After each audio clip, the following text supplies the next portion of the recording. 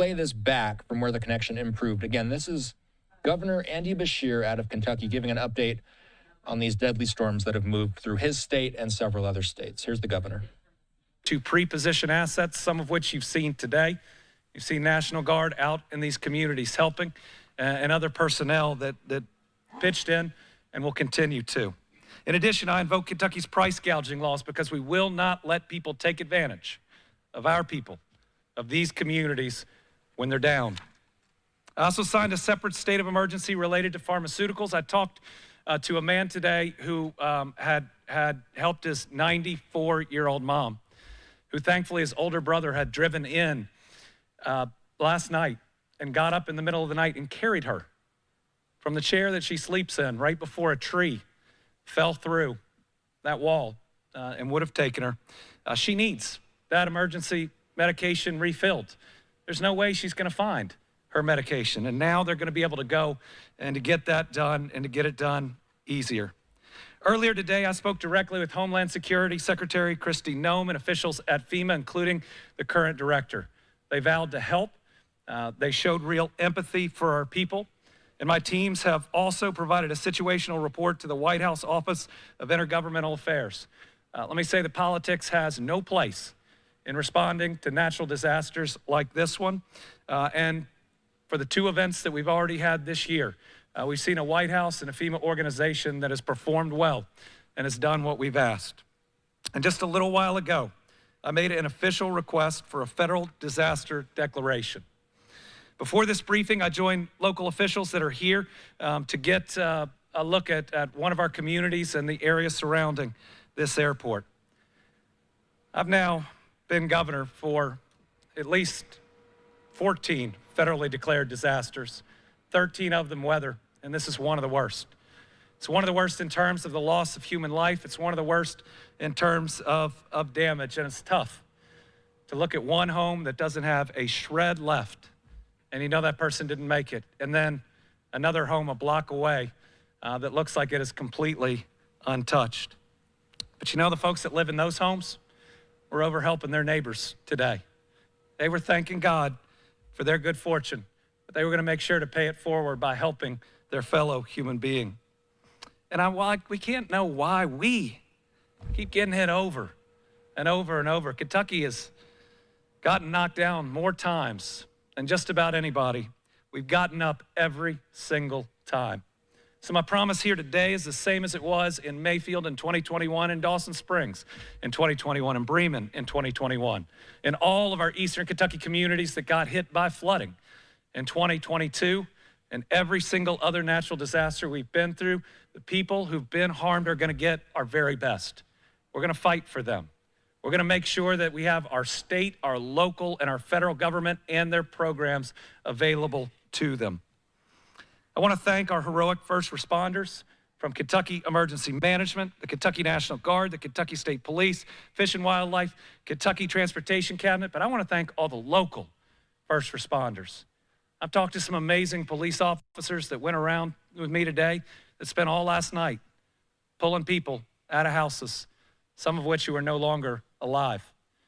They've seen far more than anyone should have to, and I hope they and every other first responder that's been through this will recognize their trauma and get just a little bit of help, because you know what? There'll be another one, and we're going to need them at their best then. When you see a local first responder, please thank them. They're really tired. They've worked really hard, and they've done really incredible work, and they deserve our thanks today, tomorrow, and the next day.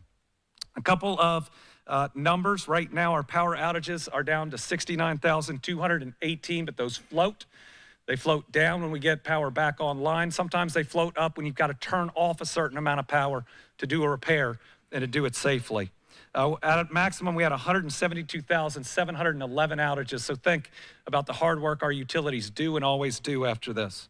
Water, we have 185 meters without water, 9,500 under boiled water advisory for a large natural disaster. Those aren't bad numbers on the water. Right now, we have 70 soldiers and airmen in Laurel and Pulaski counties from the National Guard.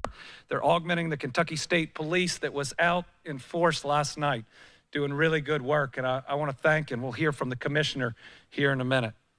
UH-60 Blackhawk crews conducted aerial surveys over Laurel and Pulaski counties to review damage, and that gives us information we need because we are going to apply for FEMA aid. And the city police here in London. All right, as you see a slight disruption there in this feed. And how much they going to come back here in just a second. Yeah. Unfortunately, this happens with some of our live cameras when they are on the scene. Looks like we're back in action here. Let's listen back in.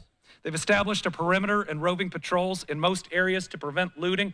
And let me just say very clearly, if you try to loot, we will arrest you. We will prosecute you. That is the lowest of the low crimes. These people have already been through enough. Do not do it. If you're missing a loved one or you are able to travel, please go to Faith Assembly of God to speak with the Kentucky State Police and the Laurel County Sheriff's Office. The address, again, if you're missing a loved one and you're able to travel, to go ask about them is 390 Faith Assembly Church Road here in London. If you're unable to travel, call the Red Cross, 1-800-RED-CROSS. That's 1-800-733, I think 2677, and select option 4. Following the devastating storms that swept through the region, I want to thank Kentucky Fish and Wildlife because game wardens swiftly deployed to Laurel and Pulaski counties and helped out on the search and rescue. State highway and, oh my goodness, county and city road departments have done an amazing job clearing off roads to get to these subdivisions that otherwise you couldn't make it to. You can go down to them and you can see feet of trees on the side. That took a lot of work, and without them, we couldn't have gotten to people to help them. People remain on duty in multiple highway districts today because while the worst happened here, we do have road damage and other storm damage throughout Kentucky. I want to thank all the chainsaw and backhoe crews that continue to work alongside firefighters and police clearing debris and assisting utility crews. Focus is now on reopening roads and dealing with widespread damage and power outages. As of right now, I think we have 24 state highways closed. US 27 at Somerset is closed from Bourbon Road to Kentucky 914. Could be days before the utilities there are opened. Kentucky 190 and several others in Pulaski County. Laurel County, extensive damage as storm moved across I-75 and US 25 south of London. No roads are closed, but slow down when you see crews. Remember, we want to protect all those people out there that are helping out. You have a lot of power out signals, so please treat those like 4-way stops. And the London airport, where we're at right now, is closed due to damage, but these folks out here are working really hard and really fast to open it up. Unless absolutely necessary, please stay away from the areas unless you're going to help, unless you have a loved one, because clogging up those roads, getting in especially to these subdivisions, can make it harder for the cleanup crews and for our first responders. Our priority right now is still response and recovery, and then we will move to meet the intermediate needs, including the intermediate housing needs, as we then embark on the rebuilding. I wish we hadn't been through things like this as much as we have, but because we have, I will tell you that the crew that works out of both Frankfurt and here are some of the very best. And so those that have been through the worst are going to get everything we've got day in and day out. I live my life, and I can see that those out there helping live their life by that golden rule that we love our neighbor as ourselves. And the parable of the Good Samaritan says everybody's our neighbor. And so we need the whole world right now to be really good neighbors to this region. We're going to need a lot of help. We're going to need a lot of funding. We're going to need a lot of cooperation, but we will not abandon the people that have been impacted. We're going to stand with them. We're going to help lift them up, and we're going to move forward. I'm going to next turn it over to Eric Gibson. He is the Director of Kentucky Emergency Management. Then we'll go to PJ Burnett, our KSP Commissioner. And then we'll hear from our Senate Leader, Robert Styvers, as well as a number of our other legislators, as well as representatives from our federal offices. Let me say, I'm really glad they're all here. I'm really glad they're all here. It means we are united to help our people. With that, I'll turn it over to Eric Gibson. Thank you very much, Governor. Well, thank you all for coming down and visiting this community that's been so impacted by the storm. And we all gather for the same reason, to understand the damage and the experience that these folks have had to go through over the night. And we stand here ready to figure out how we can help them get back to a normal way of life. And at the emergency management branch of your state government, we serve that role in preparing, responding, and helping people recover. And this is the response phase of this disaster, right? We've got first responders in here from all over the state that came in from Louisville, Anchorage, from Northern Kentucky. Lexington came down with their urban search and rescue teams. Jessamine County came down and helped. So first responders from all over the state from our urban search and rescue efforts have come in to provide assistance to these collapsed homes, and they put themselves in this situation to try to help these citizens through this. So to them, I want to say thank you specifically, just because, you know, they leave their city, they leave their home, they come down and help wherever I ask them to go, and I can't say how much we appreciate, and it helps our recovery efforts move quickly as we move through these subdivisions where hundreds of homes have been damaged. So thank you to those departments, and for those that have worked throughout the night with the National Guard. They've come in. Our Emergency Operations Center has been going ever since this event began. We started out on Thursday with this event as we started planning and looking at this weather. It continued to be more threatening. And the National Weather Service, I always want to say that I'm very thankful for them. The National Weather Service has been very good about deploying a meteorologist that sits shoulder to shoulder with me throughout the night. And without them, we wouldn't have the early warnings. And as this storm starts moving through our state, I try to go ahead and call. And I know many of these local leaders through our state, unfortunately, through disaster after disaster, I've got to be on a first name basis with them. And we get an opportunity. And when I see these storms coming, and your all's meteorologists are often the ones that are telling that local community about it, but we want to make sure that message is getting heard. And I know how much they care about their counties. And as we see these storms starting to impact those areas, you know, reaching out to them, making sure, and that local that National Weather Service meteorologist sitting right beside me, it's very reassuring that he knows what this weather pattern is going to do, and it really helps us to get as much warning out to our citizens as we can. A very tragic event over this event here that's just happened. A loss of life is tremendous, and I'm often asked to compare one disaster to the next. And what I always try to remember is this is that person's worst disaster. It doesn't matter. They're having the hardest day they've ever had. These people that you hear this cleanup going on across the runway, it's their worst disaster. It doesn't matter about all the rest. So we continue to operate the ongoing disaster response for the February storms, Valentine's Day. We have disaster 4860. Those registration centers will remain open in Eastern Kentucky and those 13 counties declared for individual assistance until May 24th, which is the Saturday. You can actually register online on May 25th.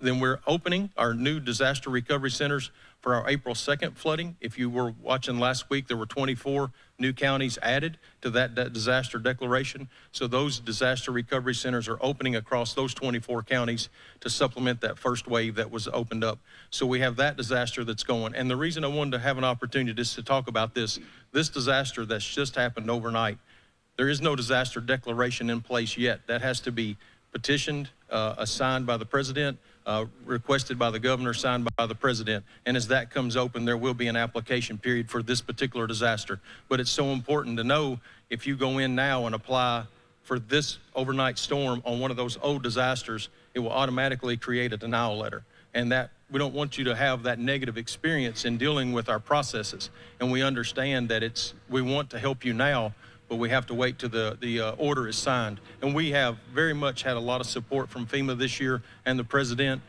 Those other two disasters are ongoing and operational, but it's very important to understand that the application process for the overnight storm, while it's fresh in our minds, is not the right time to apply for this disaster. And we'll be continuing to message through all your all's media outlets when that right time is. But what we're trying to talk about is this event.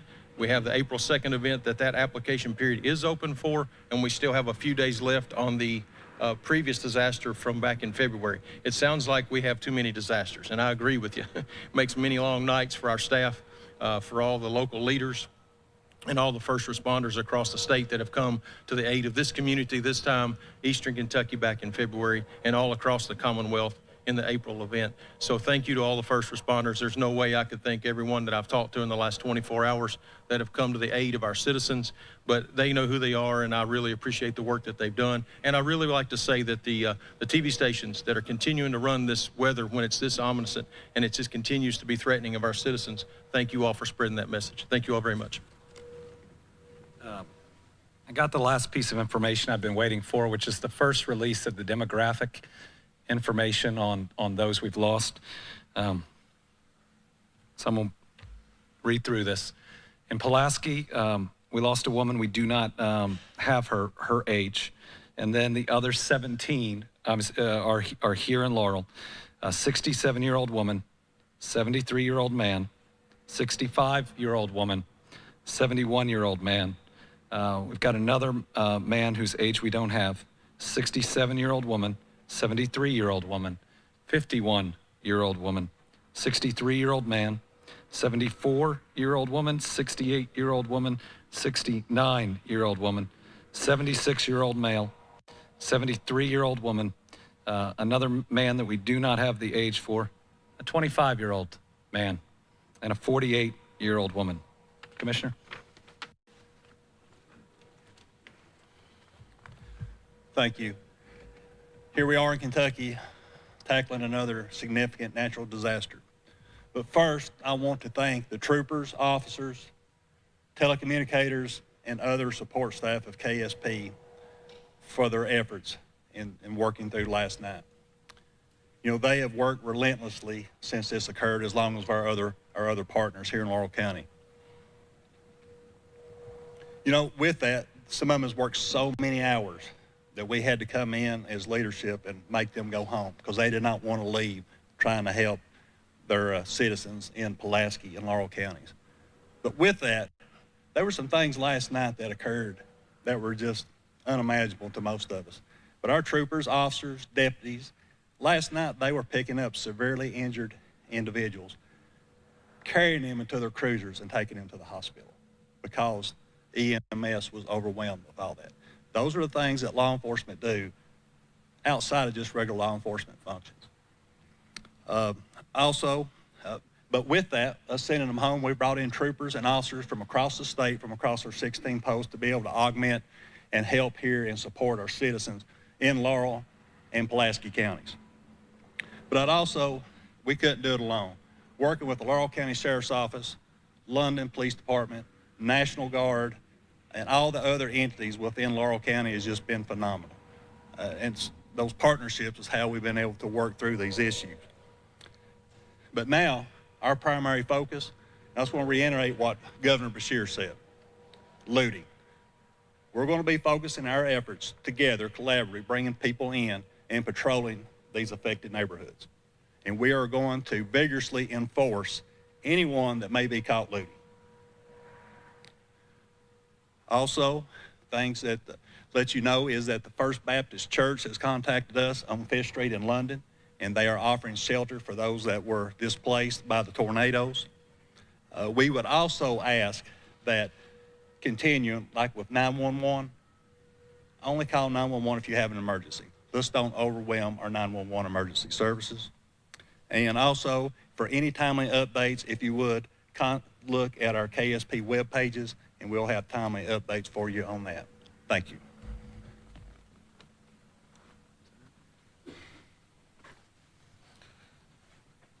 Let me introduce myself to some that don't know. I'm Robert Styvers. I'm the Senate President. My district is not here, and I want to, but it's next door, and reiterate something the governor said. You know, we are all here together and no politics to be played, and I want to thank all the people in the governor's office that have been reacting to this. But I also want to say a couple of other things. You cannot get out and imagine by picture the devastation that has taken place here and the far-reaching impacts.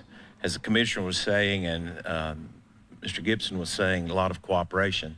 My hometown, Manchester, Clay County, just 30 minutes away, they were sending individuals over. And I believe they sent 2 ambulances over last night because just the volume was so great. And when you see this, and the governor was talking about how one house was destroyed and another house wasn't, one of the ladies he mentioned was a former Clay County teacher that had retired and moved here. And literally I was having lunch, and I think Representative Lewis was too, with her dad just a few weeks ago, because we were honoring him as his retirement after 60 years of practicing law in Manchester. So you see the outreach, a negative outreach that it has well beyond the geographic confines of the 2 counties that this hit. And you want to sit here and think, my gosh, you know, how do you explain this, or how do you describe it to the world? There is no picture that can describe this in either film or photograph. And to sit there and know that this lady that we know from Clay County and literally at one time lived 3 houses down from me, her house was standing. But they told us the house she passed was something came through the window and hit her and was so traumatic that she lost her life. That's the devastation of this storm. And so you see the impact of it, but you have to thank every person that has stepped up to come here from wherever they were. The governor and I were actually talking to some people from Knox County and Tennessee that had rolled into this subdivision.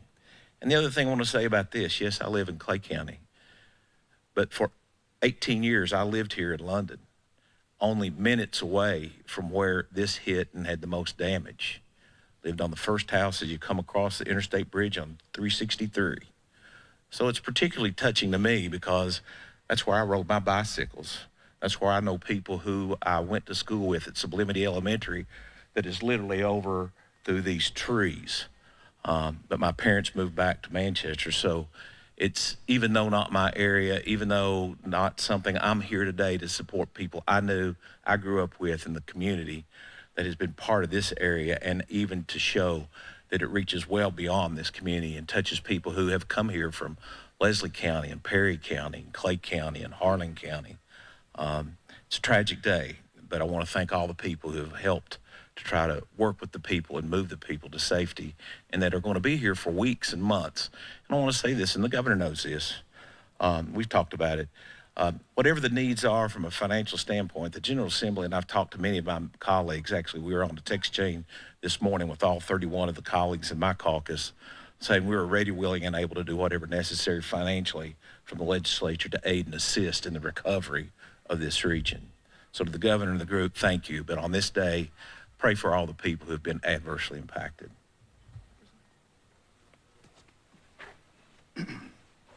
All right, as you see there, we've been listening into this press conference there in London, Kentucky, as officials have confirmed that at least 18 people are dead after this severe weather blew through the state. We'll continue on with this press conference, but we do have to step away for a 2-minute break. Stay right here with us.